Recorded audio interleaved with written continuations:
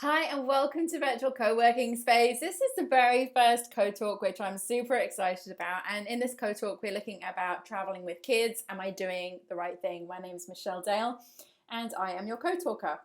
So this talk is really for parents who want to travel but you're having second thoughts because you're concerned. Are you asking yourself, am I doing the right thing? Because there's so many things that can go on in our heads when we think about uprooting kids or traveling with kids, and is it really going to be good for them? So I'll tell you a little bit about me. My name is Michelle Dale. I'm the founder of Virtual Miss Friday, the creator of One Sourcing, and the architect behind Virtual Co-working Space. I specialize in scalable online business operations services for entrepreneurs, influencers, and businesses. And for my clients, I excel in the settlement management of all-in-one online business operations. And for colleagues, I have an overall focus on developing exceptional online training resources for virtual assistants and freelancers everywhere, just like this one. And I've been living full-time abroad as a nomad and an expat since 2005 when I started my virtual business. So is there a little inner parent in you thinking it could be unsettling for your children? Are you worried about what your family will think? What about school? What about education? What about the whole normal life that everyone is expecting you to live? Well, you're not alone. When I found out I was pregnant for the first time, I remember walking down to the banks of the River Nile in Luxor to a place called Sunset Cocktail. It was a little floating cocktail bar. I was on my own. I was watching the sunset out of the window, and yes, I did have a drink because I needed one. I was only a few weeks pregnant and I wasn't married and I wasn't in an official relationship or anything like that. So I had a lot to think about, and I was only 25 years old at the time. So thinking at the time this was going to almost have to be an end to my travels. There I was going to be a mum. So I would have to do the responsible thing, maybe go back to the UK, settle down, get back into the system. And I was feeling very, very sad about it. And it was very bittersweet for me because I'd always been told for the few years prior to me getting pregnant that I couldn't have children. So I didn't even think it was ever a concern. I was told that I might have a possibility of having children, but I would need medical intervention. I wouldn't be able to conceive naturally. So on the one hand, I was sort of so shocked and surprised that I was going to have the opportunity to be a mum. And on the other side, I was kind of feeling shocked and surprised that my journey of traveling and working online could possibly be coming to an end so soon. And basically, I didn't want to go back to somewhere where I would be miserable, but I pondered on what choices I had. And during that evening, many thoughts crossed my mind. And when I left the bar, I had totally made up my mind that wherever I went, this baby was going to come with me, and I wasn't going to spend the next 16 years as I was raising this child back in the UK. So, here is literally what I deliberated on that evening, and I'm sharing it with you because I hope it's going to give you some kind of hope, inspiration, guidance, insight if you are in this position. So, thought number one I had, isn't this still my life? Whether you have one child or 10, you need to always remember that you have a life too, and your children aren't going to be very happy if you aren't happy. If I hated the lifestyle in the UK so much, which I did, and don't get me wrong, I love my fellow Brits, I love the UK, I miss Christmases in the UK so much, and that's why I always tended to go back for Christmas in the UK. But I didn't like the lifestyle. I didn't like the pressure of career and money and working for the man and keeping up with the Joneses. It was never really me. And also, I really did not like the weather. Like, for me, I really suffer in weather which is gloomy and cold and wet and dark. And for most of the year in the UK, that's what it looks like. So if I hated it so much in the UK because of those reasons, why was I thinking that my children would be better off there?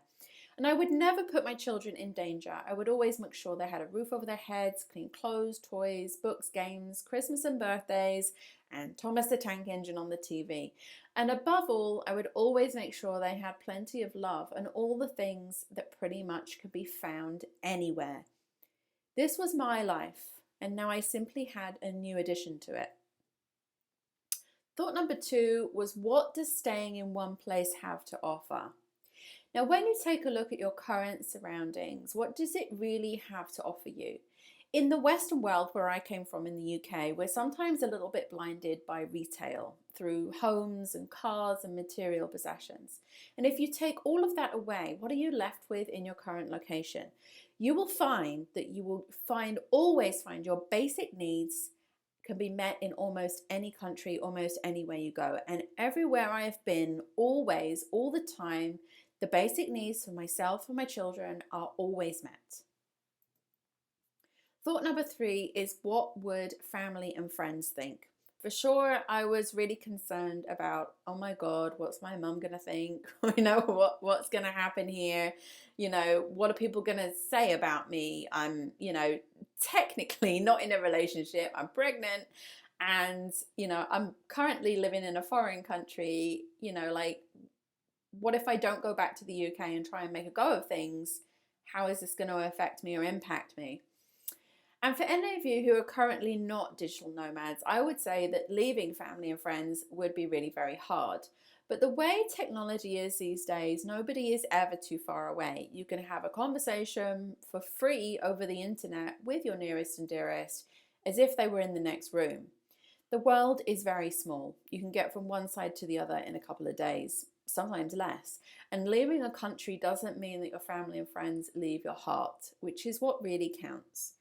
It sounds a little harsh, but it doesn't really matter what your family and friends think of you.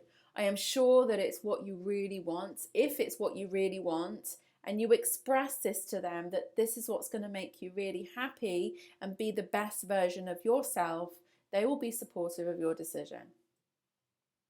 Thought number 4 was, will my child have a proper education, whatever a proper education is? So this is a really big one, and people have varying thoughts on it. For me, when my children are young, I do everything I can to make sure that I help them learning new things, alphabet, colors, numbers. I don't need a degree to be able to teach my children these things. I did mainstream school and homeschool in several countries. I'm happy to put them into school anywhere I intend to stay for a while. My eldest picked up Greek so fast, and so did my second child. Now my middle child's in an international school here in Egypt. My teams are homeschooled after coming out of school during COVID and staying on online school. So there isn't a rule. You have to do what's best for you. And my son, who basically has been homeschooled and doing a lot of kind of like self-tutoring, has started a business, which he began doing in COVID after he started learning digital art. He's also doing things like cryptocurrency. And believe me, my son is sometimes richer than I am, which goes to show that he has literally been living on the road all his life, and it's not affected his capacity to be educated. So if you're considering venturing further afield, there are many good English schools all across the world. You really don't have to be concerned about your child's education anymore. Even homeschooling can get you by for a few months. So lesson plans can be sent via the internet these days. You just need to be willing to make the effort and explore the possibilities of what's available to you, but don't let it hold you back. Thought number 5, and this was the final one, is, am I being overly cautious here? Life is a gift, and as far as we have any scientific proof, we only have one of them inside this body. It is very important to never live with regret, otherwise you will feel you have wasted it come the end. No matter what, I never wanted to have a big what if hanging over my head if things didn't work out for me. I would much rather look back and think, at least I tried. Being cautious is one thing, but wrapping yourself and your children up in cotton wool because you're worried what could happen or what might go wrong is choosing the safe option, and perhaps even the easy option, which you may never break out of unless you take a leap of faith into the unknown. So in all honesty, if you are compelled to become a digital nomad, whether you are childless, pregnant, or have children, my advice is to not think about it too much and just do it. Being a digital nomad is not always easy, but it's a lot of fun. It's different, it's risky, and it's exciting, and it's the life I chose for myself.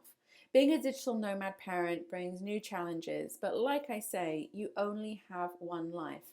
And for me, being able to see the world and share that experience with my children is one of the best parts of it. So these are my tips if you're planning on traveling with kids, and I hope you'll find them useful.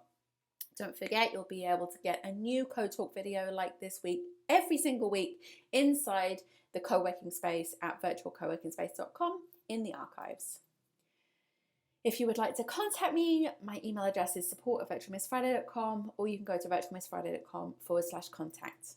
Thank you so much for listening.